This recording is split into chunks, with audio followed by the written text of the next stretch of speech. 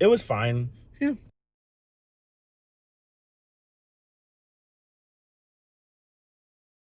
Hey, welcome back to Post Credits. We were going to Hello. do an introduction, but then it snowed, Yeah. so now we're not.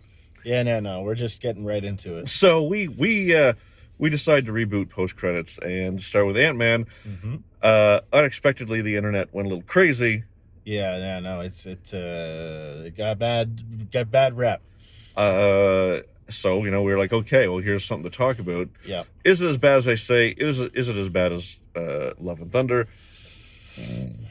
I don't know if it's as bad as Love and Thunder.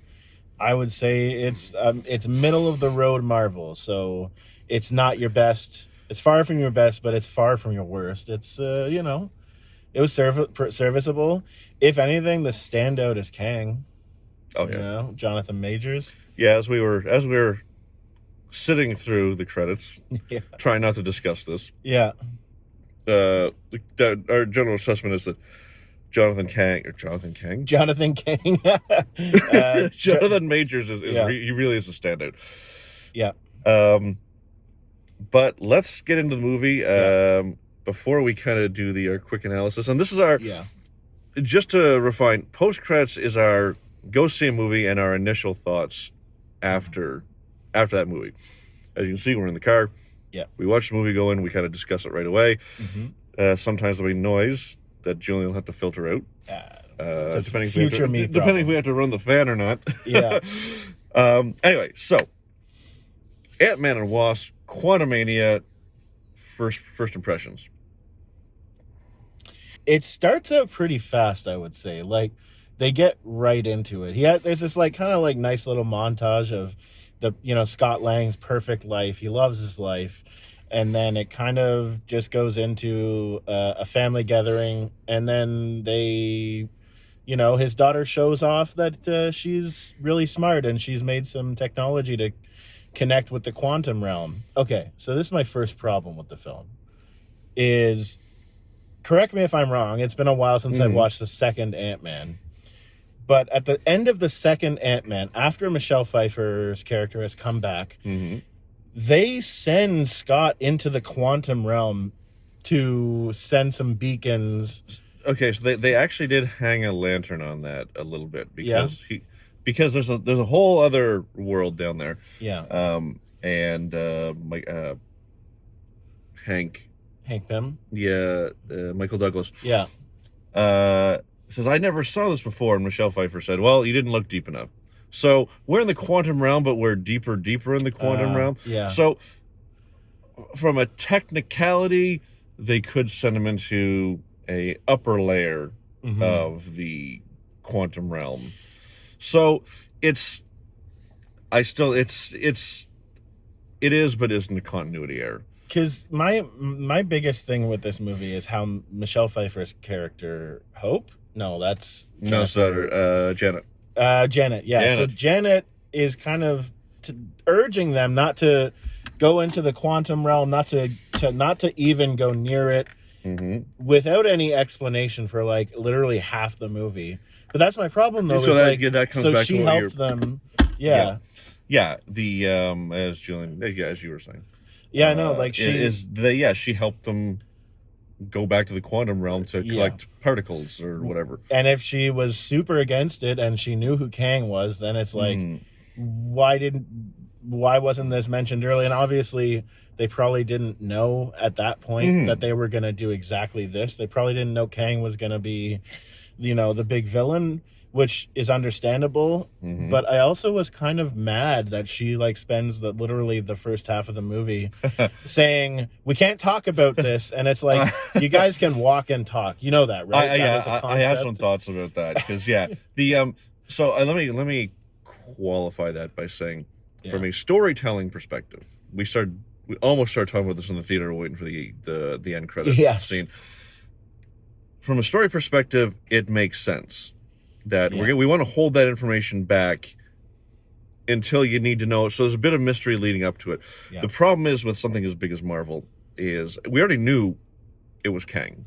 Yeah. Like we already knew who the big bad was. So that was a bit problematic, and it gets frustrating because there's one point they're like, tell us what's happening. And she's like, there's no time for that.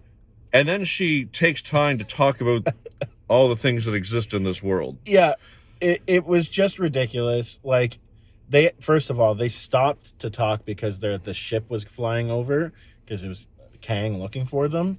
Yeah. But then after that, she keeps saying, like, we don't have time to talk about this, and then they walk, and then, yeah, like you said, they stop, and then she tells them about other things. I will say this, so without getting, so we don't want to do a whole play-by-play. No. Weak on action overall. Yep. Overall, very much like Wonder Woman 1984. Yeah. Except they didn't even front load the action adventure whatnot. For the first half, it's basically world building. Yeah. Which is fine, because even though it's world building, the pacing is consistent. Yeah, it was, and it was really interesting. Like, I felt like it had flavors of Star Wars. Yep. And flavors of, like, Star Wars. A few games came to mind for me, like Mass Effect, and it seemed like it was like some Dune inspirations as well. So, like, it was really cool seeing the world. Yep. That's why I was saying to him, I feel like it would have been better if they did like a Disney Plus show for this, because of the world building. There was definitely enough content to have done it that way. And this is the thing, we talked about this leading into watching the movie, is we maybe had different expectations because of our understanding of movies and how we watch movies and whatnot, that this movie was going to be different in that it has a lot of heavy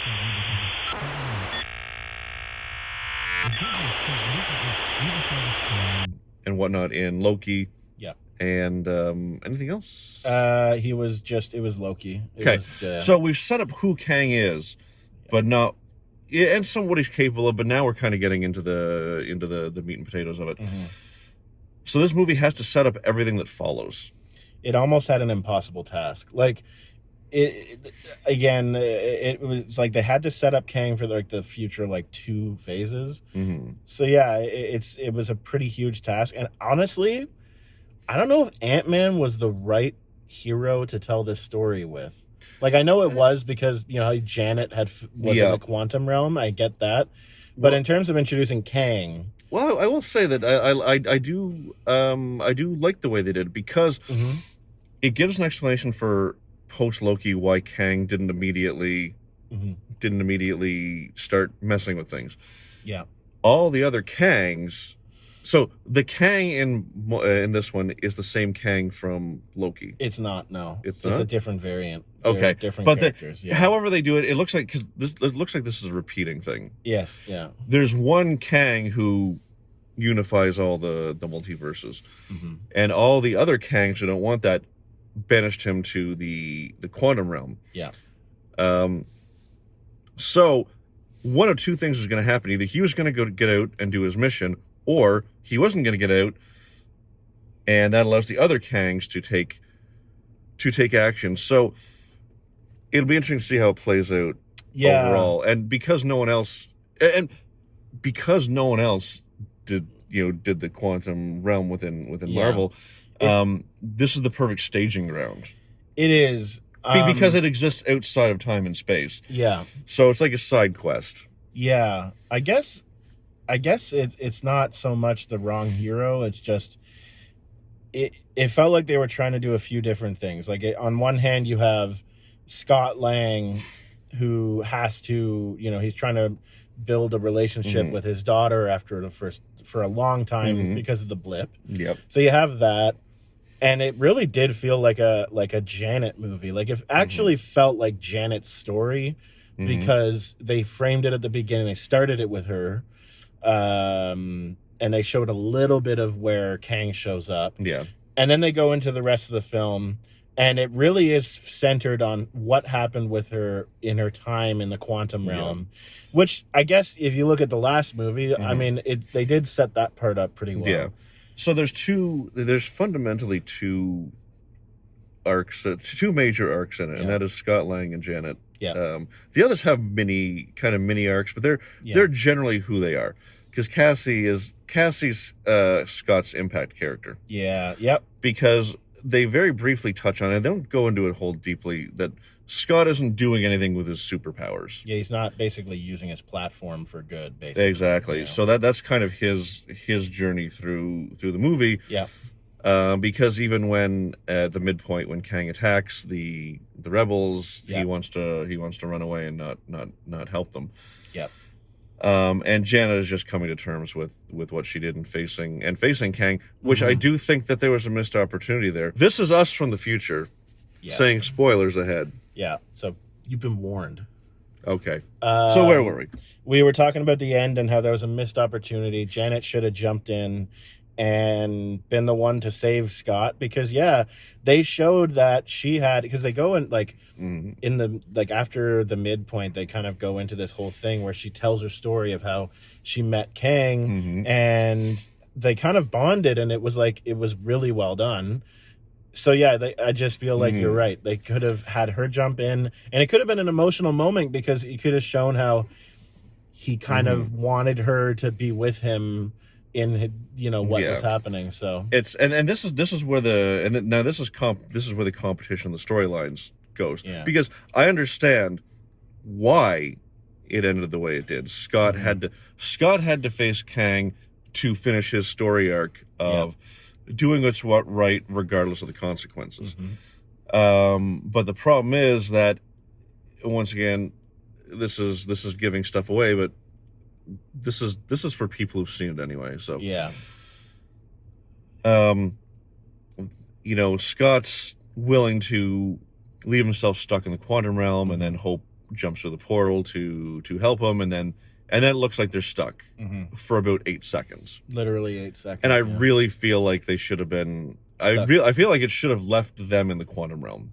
Yeah, because then the next big Avengers movie, they could have, gotten him back or. Like once again, this is from a storytelling perspective. I mentioned bookending it because the ending is very similar to the beginning. He's just a more complete person, and then he has to question: "Oh, is what I did right?" Et cetera, et cetera. But like I said, it's always a balance. And we talk about this a lot. Screenwriting's hard. Yeah, everyone thinks it's not, but it is. There's 1,000 things that have to work in perfect harmony. Across this story. It's not always easy balancing them. So these aren't they're valid criticisms, but without taking a walk through the story, like a really deep walk through the story, I mean, there's no real solutions that come to my mind right now. Yeah, I agree. I think that this could be we could talk about a deep dive, and we could even do later on how this movie could have been better. We could do a video like that, depending on, because I actually like these kind of these situations where the movie is like shit on by everyone, and it's like we talk about why. But I wanted to bring up, so we've talked about Scott's story, we've talked about Janet's. Let's talk about Kang, because he's kind of like the big superstar of this movie. I like that they don't give too much in it, because there's going to be more movies. I'm sure he's going to be in other Marvel movies before the Kang Dynasty. But I like that they kind of left it vague. He talks about how there's the multiverse and how all his variants, all his versions have been kind of ruining the multiverse because of their ruling over their timelines, and they're causing incursions, which is leading up to Secret Wars. But how do you feel about how they kind of dipped the toes into his backstory a little bit? I don't think there's anything particularly surprising. I feel it's more just a retread of the things we talked about in Loki and his, because he was only in the last episode of Loki. He was kind of a big reveal, So I feel it's more rehash, nothing particularly surprising. You're getting kind of those feelings of Thanos, and that Kang is a conqueror and he's doing bad things, but maybe for the right reasons, because all his variants are the ones who are causing the problems. But I think, and here's my feeling, this is looking way down the road. Way down the road. Kang can't exist at all. And we've already introduced time travel. We've already introduced the quantum realm. My prediction Mm-hmm. for Phase 6, which is, I'm assuming, the ending, the wrap up to this, is they're going to have to go and wipe Kang from existence on all. Yeah. Kang can't exist because he's the very thing causing all the problems. That's my theory. How they're going to do it, I don't know, but So the elements are being set up. I think you're right, because if they don't do that, it just becomes a paradox, because in Loki, he is called He Who Remains because he actually did wipe out all of his variants. And in Loki, there was only one universe, and it was Earth 616. Yeah. And everything happened for a reason. And so they'll have to erase him, because otherwise they'll just keep repeating and repeating. Well, I'm going to say partly where my belief comes from is something that actually happened in this very movie. Yeah. Kang always like when they're fighting hand to hand, Kang always beats him because he can see time. But then there's a great big moment in the climax, and this is a case where I'm not going to get the spoilers. Let's just say that something happened that he wasn't able to foresee, and that's how the good guys were able to win.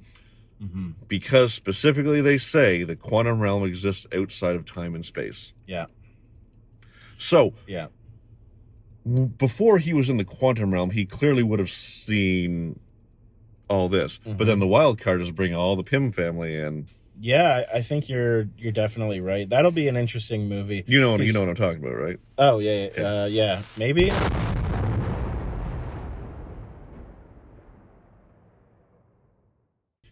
They had another character, MODOK, in it, which we haven't even mentioned.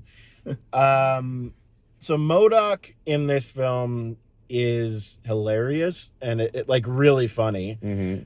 You're not. Look, I mean, MODOK was always a really I think a kind of a stupid villain in the comics, but they made him really funny. So Bumblebee from the first. Is his name Bumblebee? I think so. Yeah, I think so. Corey Stoll plays the character. They show Darren. Darren, yes, yeah, Darren. They show him getting like zapped into the quantum realm, which happened in the first movie. His mask was damaged, so he was all fucked up when he. He's just a big head, which is what MODOK is. Oh my god! When they showed him becoming MODOK, I heard you chuckle beside me, because there's a point where you see MODOK being kind of lifted out of this goo, and he's fucking butt naked, and it's just like the tiny legs, and it's just a big bald head. It was it made me just straight chuckle. No one else in the theater did, but I was just like laughing because it's like, and that's the thing. Even he has a mini redemption arc. He does, yeah. It could have been more. Poignant, Well, okay, because there was a moment where Kang treated him badly. I'm like, okay, you're gonna. I'm like, okay, I know what's coming. Yeah. And same thing when they met Bill. When they met Bill Murray. Yeah. Like, I know someone who might know where Scott and Cassie are. And then he shows up and he's a lord now and whatnot. I'm like, okay, well, he's gonna betray you. Gonna betray them, yeah. Yes. This is a fertile land, and we will thrive. We will rule over all this land, and we will call it this land. I think we should call it your grave. Curse your sudden but inevitable betrayal. No, it was good. I enjoyed it overall. Because that's actually also why I checked, because you saw me check my phone. Yeah. When the action started happening, I look at the phone, it's 9:52. I'm like, even before I said it, you're like midpoint. Yeah. I'm like, yeah, midpoint. And I was actually surprised. I'm like, holy shit, it's been 52 minutes already. Yeah. And that's considering there was no action in the first half. There's like no action yet. I mean, they kept the humor going too, and that was kind of helping because there was just a lot of things happening. Like they were getting caught, and there was like, it felt like, you know what it felt like too, is Journey to the Center of the Earth.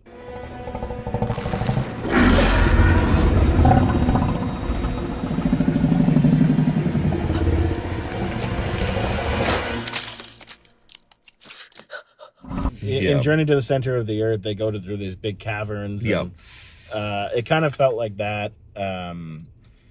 But they introduced a whole kind of society of resistance. It was the resistance, I guess. These people living in the quantum realm.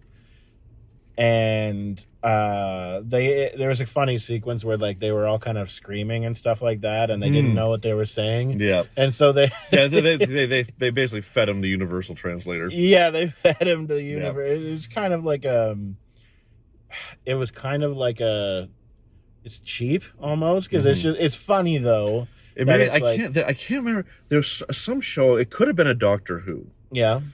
And I feel like they put, like, someone's like freaking out, like the bad guys are showing up, and they like jam like a little creature in their ear, and then oh, I can understand you now. Yeah.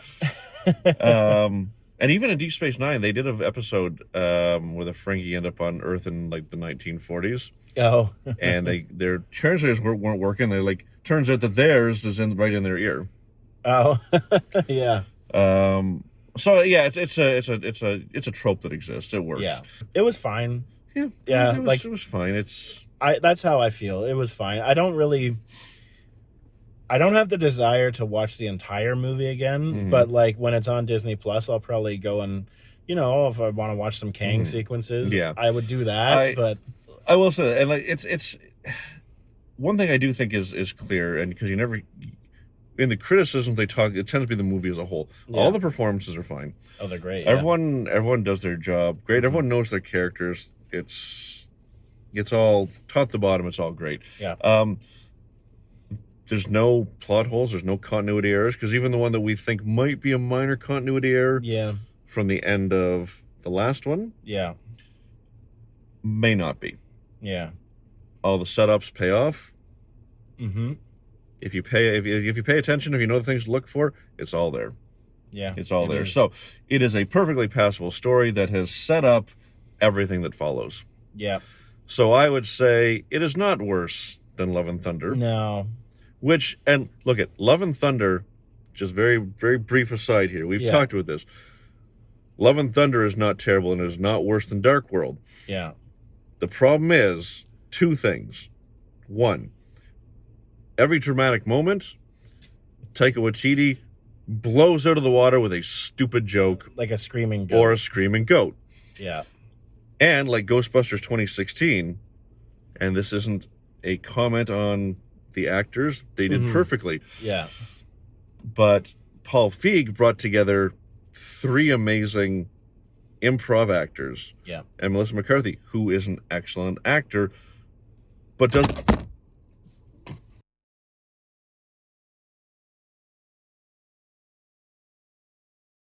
Not what I said. Ghostbusters 2016, great actors, actresses, whatnot. Yeah.